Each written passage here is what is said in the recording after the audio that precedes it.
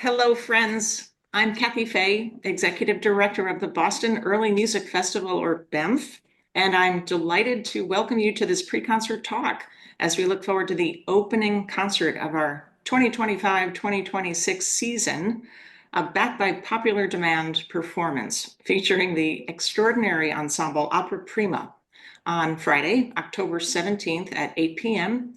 in New England Conservatory's Jordan Hall.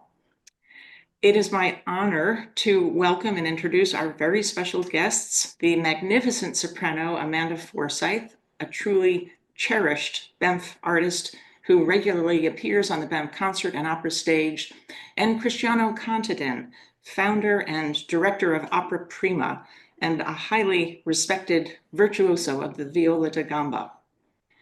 Amanda and Cristiano recall in February of 2024, fans were treated to your thrilling Boston debut in a program featuring music by various 17th century Italian composers, Merula, Rossi, Merullo, Monteverdi, Caccini, others.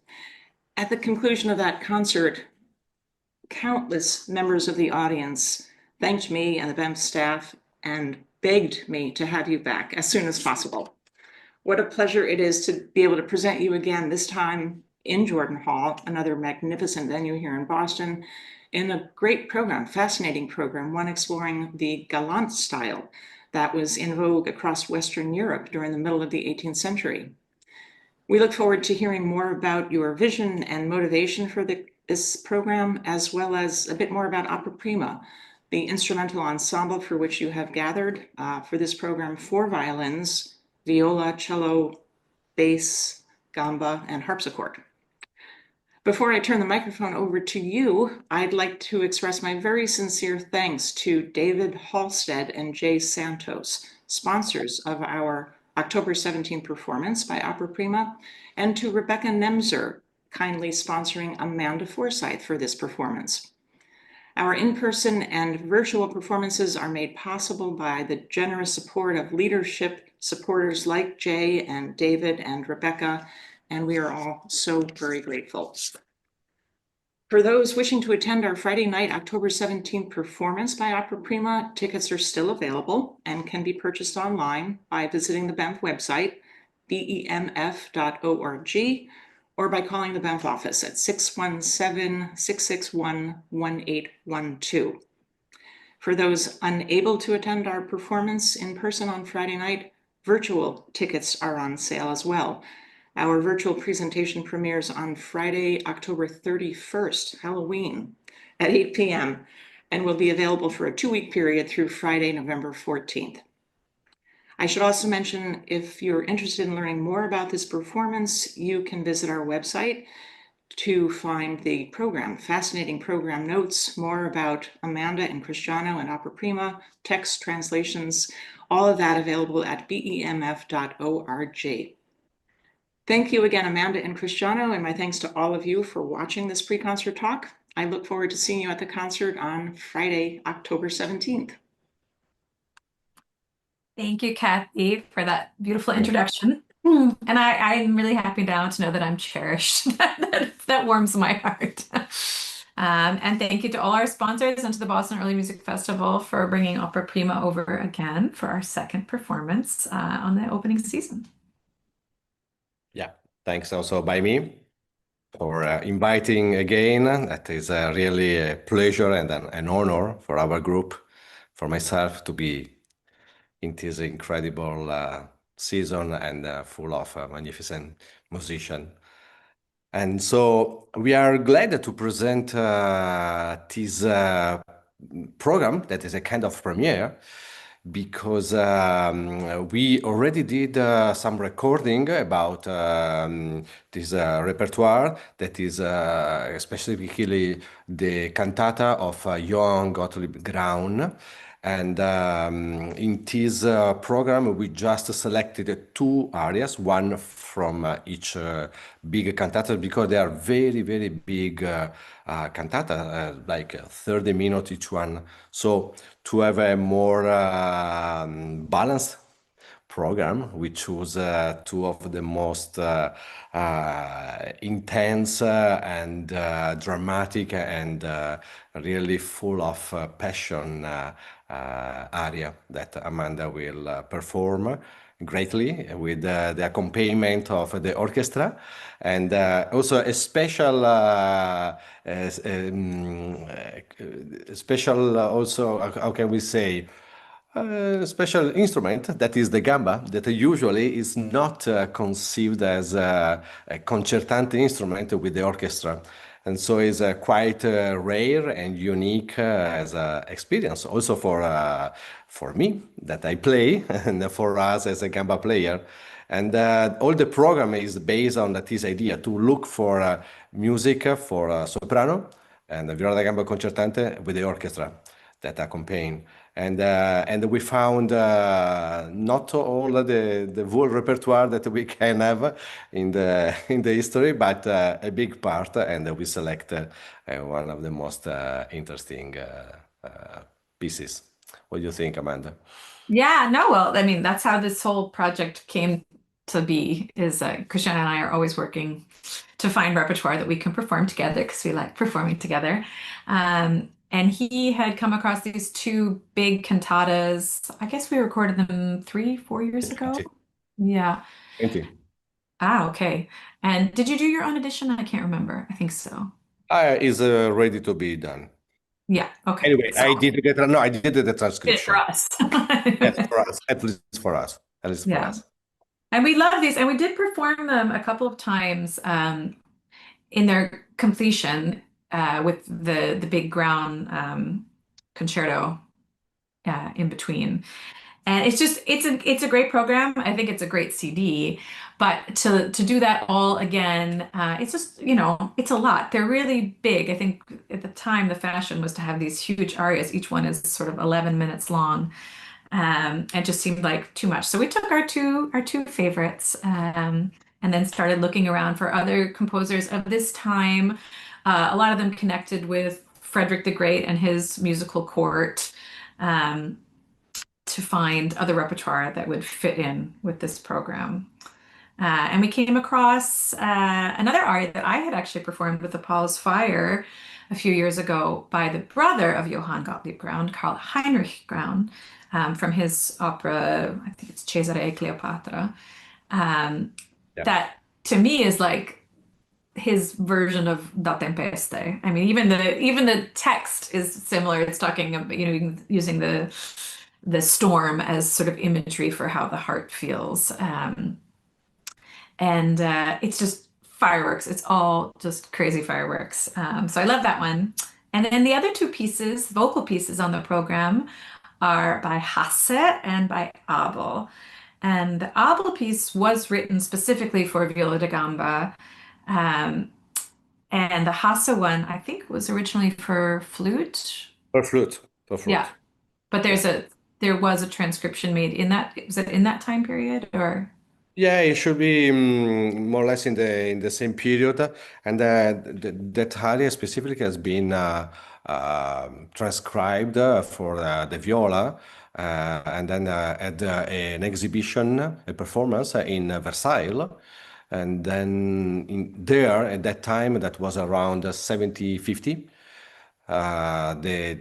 the very famous viola da gamba player Jean-Baptiste Forqueray, the son of the most famous Antoine Forqueray, one of the biggest master of the French school for the viola da gamba, was there, and it's possible that he played this version of in La Cistretto, L'Augelletto.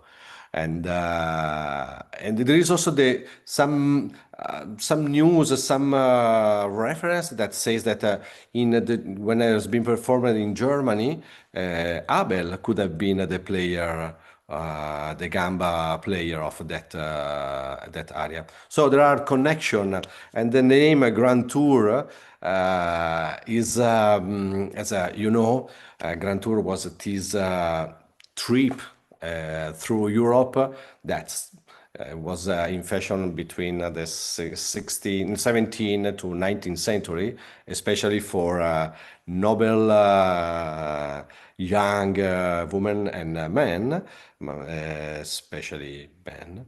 And then Italy was more or less the final and maybe the top destination, and for the culture, for the style, for many things, as you know. And for music has been the same. So we just transpose and translate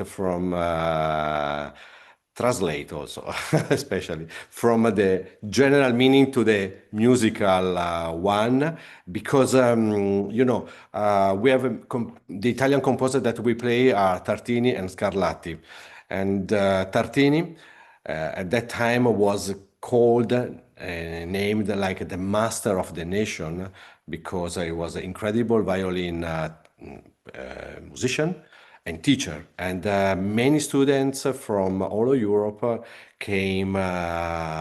went to Padua to study with him. And Johann Gottlieb Graun was one of these musicians that came to Italy and studied with him. But also Hasse, that was born in Hamburg, in the north of Germany, moved to Italy and remained and worked. And he wrote as a Carl Heinrich Graun in the Italian style and with the Italian language, because at that time was a kind of a common sense and idea that the Italian singing, a way of singing, was the one to be imitated. And thanks also to the castrato like Farinelli and other Carestini and many others that work in London with Handel or in Germany with other composer, help to rise this sense of quality. And so the relation between Germany and especially and Italy were quite strong. And then especially for the singing was the main land, the main country to look Yeah. for. So for the vocal pieces, all the composers are German, all the texts are in Italian. And it's interesting to think about them being done by castrati. We know for sure that Frena le belle lagrime was written for castrato. Not so sure about the others. But if you know anything about castrati, you know what they're known for, and it's vocal fireworks and also these like long sustained breaths. And all these pieces feature this kind of music. It's really hard. It's so interesting comparing it to the program that we did last time, Tormento, which was, if I was going to use one word to describe the difference, it would be like higher. Like these pieces are all much higher and just much more virtuosic. It could be So fire, the fire could be the would be idea, Tormento. Yes, exactly. fire. So it's great because I like sitting up there. So it's not a problem. But some of the way that the coloratura was written is a little bit instrumental. I like, for example, Vivaldi. I don't sing a lot of Vivaldi because I find the coloratura writing is like very instrumental. It's like it was for a violin, and I see a little bit of that in this. More so with Johann Gottlieb Graun, who I don't think wrote for the voice very often. His brother, Karl Heinrich, he was the one who wrote all the operas, and that seems a bit more singable. The Johann Gottlieb stuff is you'll just be going along, it's all fine, and then all of a sudden there'll be this absolutely undoable coloratura passage. And when we were doing the recording, I was kind of practicing at a tempo that made it possible to do this one particular phrase because there was no way to do it otherwise. So I came to the recording with in mind that we were going to be twice as slow, and Cristiano convinced me that the overall effect was more important. So there's this one passage where I'm like, well, there are some notes. Try to make sense of it. But the long phrases also are a hallmark of these pieces. The music is complex, not harmonically complex, and I guess that's a feature of the Galant style, which we can talk a bit more about. You can talk a bit more about. Um, but it's, as far as I understand this sort of pre-classical style, it was intended to be like instant gratification. You would hear it, it would be very pleasing. It would be have some surprises, maybe some harmonic surprises kind of thrown in, just a chord that you weren't expecting suddenly, and then go back to like nice and happy kind of music. But the way I'm thinking about the whole program is it's like a roller coaster, what's coming up ahead, but it doesn't make it any less thrilling. That's my summary of Galant style. You might have a more musicological one. No, Galant style is more than we usually think because if we look in a larger picture, we have this galanterie or a gallant way in French, also during the half of the 17th century. And one of the first appearance of the word gallant was really in France, like Les Galants and Rameau, that was a little later, and then l'Europe Galante of Campra, that was 1697. But this was especially a way to describe an attitude. About the music, we can simplify and say that there are harmonic scheme and a succession of chords that can make you think and understand that you are in a period than in another. And I don't want to be too much specific, but is just for the bass, it could be a scale of three notes, like do, di, da, pa, ti, do, ding. Then is with the grade of the scale, and is based on old Italian Romanesca, and then is named in a musicological way Romanesca Galante. But just to make you something known, the Pachelbel canon is made on that.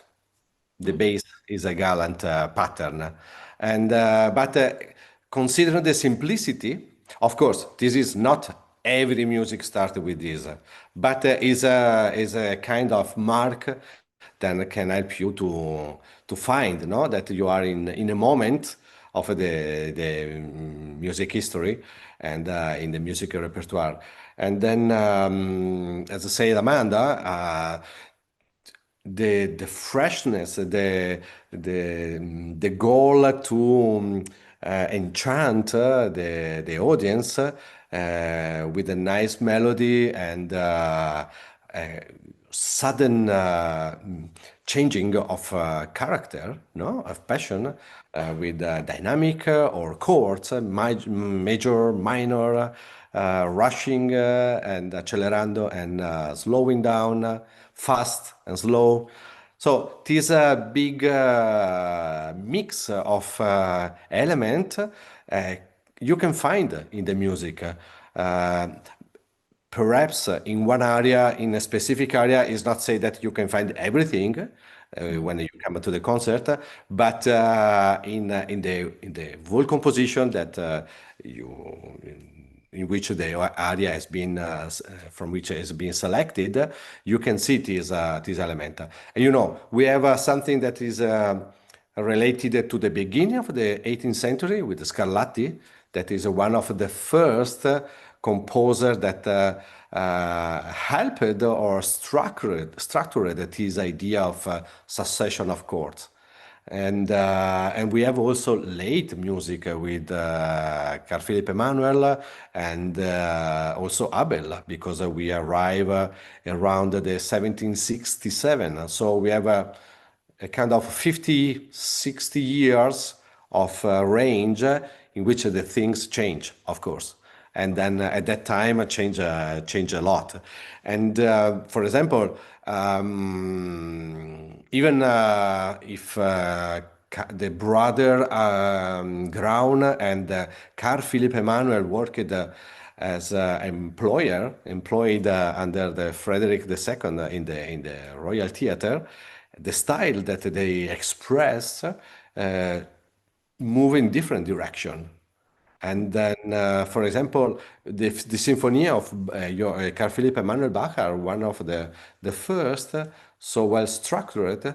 And then, for example, the succession of the movement is without any real stop. In the score, the original score, there is not like in the uh, later symphony of Haydn, Mozart, that they are a bit later, not so much later. They are first, second, and third movement. Here is a one big movement divided in three parts. So fast, slow, fast, as the usual concerto structure, and in even in this succession and each part, you can have different speed and emotion. Is a very interesting and not so well known music, but it's really great music. And I'm very glad that we can perform and play in this program. Yeah, you've So got a lot to do in this I program. have a lot to do. I get Yes, a break in the orchestral pieces. we can But contact you're once. basically playing a concerto in every single piece. That's what's interesting about the vocal pieces is just the way that the gamba and the soprano are together. It's not just like, you have a big solo in the beginning and then I sing and then you have a big solo at the end. It's really a conversation in most of the pieces. Algeletto, especially, we're just back and forth on each other. And I'm Is it looking like a forward. double? Sorry, is it like a double concerto? It No, is, it is. It's very and the vocal part is hard, but I have to say the gamba part is it's harder. higher, harder. Well, no, because you do play the big sort of concerto, like the final piece of the program, which is the final aria from one of these big Johann Gottlieb Graun cantatas. Um, and it makes me laugh always because the opening is this furious gamba solo in the orchestra, and everyone's just super loud and big. And the soprano comes in with one word and says, it's almost a joke, he just did all this activity and I just have one little thing to say about it. So you can keep an eye out for that. Yeah, Uh, yeah. I'm sweat or not. Yeah, but it's fun. This kind of back and forth gives us a nice opportunity to, you know, to play with each other. I'm looking forward to the rehearsals so that, if I do an ornament, to see how you respond to that ornament and vice versa. It's nice always to feel like you're not alone out there in front of the orchestra. And I think the way that we're going to position this, right, is that we're going to be, well, you're not going to stand.